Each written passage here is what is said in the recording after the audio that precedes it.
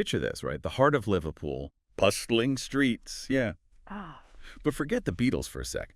We're diving into a different scene altogether. Yeah. Tough guys, close calls, the works. And our guide through this shadowy world, a young lad, Darren Gee, who found himself right smack in the middle of it all. Now, you might be thinking, oh, another gangster story, but hold on. What's wild about Darren's tale is how it all kicks off. With like an errand, basically. He's working for this big-time gangster, right, name of Tommy. And this Tommy, oh boy, he was the real deal. Piles of cash, just lying about, a visitor's in and out all the time. Like he wanted everyone to know, Yeah, it's almost like a deliberate statement, isn't it? Like, in a place like Liverpool, back then, reputation was everything. And Tommy, he wasn't just showing off his wealth, he was broadcasting his power. Exactly. And young Darren, well, he's a teenager, right? So he sees all this cash lying around, and what does he do? Swipes what he thinks is $1,000. Right, I figure Tommy wouldn't even notice, except of course Tommy does. So there's Darren. Picture him, strolling along, thinking he's gotten away with it, when a Land Cruiser comes screeching to a halt right next to him. And out of this Land Cruiser jumps 3 guys you do not want to mess with. George Bromley, senior, tough as they come, reputation that would make you shiver. Joe McNally, family connections that could make your blood run cold. And then there's Joe Platt. Bit of a mystery, that one. Not with us anymore, if you catch my drift. And these 3, they grab Darren, bundle him into the cruiser, just like that. Can you imagine the fear, the sheer panic? And you'd expect Darren, telling this story years later, to be, well, terrified, right? But there's this odd, almost amused detachment in his voice.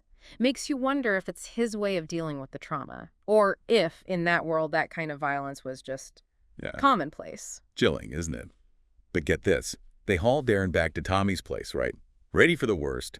And it turns out Tommy had just forgotten where he'd stashed the cash. It was never actually missing. Yeah, talk about a close call. So you'd figure, right, Tommy's happy, maybe a good laugh about the whole thing, yeah. Forgotten where he put his own cash. Yeah. But oh no. Things are about to get a whole lot worse. This is where the reality of that world kicks in, doesn't it? It's not about the money, not really. It's about power, about respect. Tommy, he had an image to protect. And let me tell you, protected he did.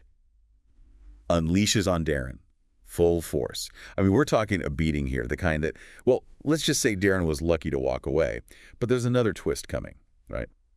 Because in the middle of all this, Tommy's wife, Kathleen, and his daughter, Kate, they walk in. And you expect, what, chaos, screaming? But no, they take charge.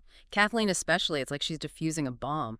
Calms Tommy right down. Makes you wonder about these women, doesn't it? What was their life like, surrounded by all this? Had they just become numb to it? Yeah. Or were they tough as nails themselves? It's a side of the story we don't hear enough about, that's for sure. These women, they weren't just bystanders. They were strong, they were smart, they held their own in a world run by men like Tommy. So Darren, he survives, thanks to Kathleen and Kate.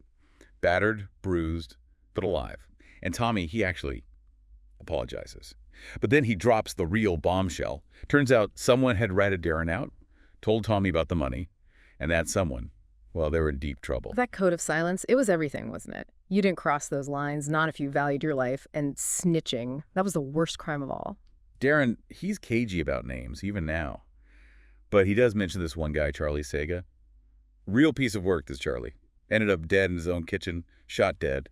Most folks figured it was a hit. A reminder right there of what we're talking about. This wasn't a game. You messed up in that world, that there were consequences. And sometimes those consequences were fatal. It's wild, isn't it? Listening to Darren talk about it, even now, you can practically hear it in his voice.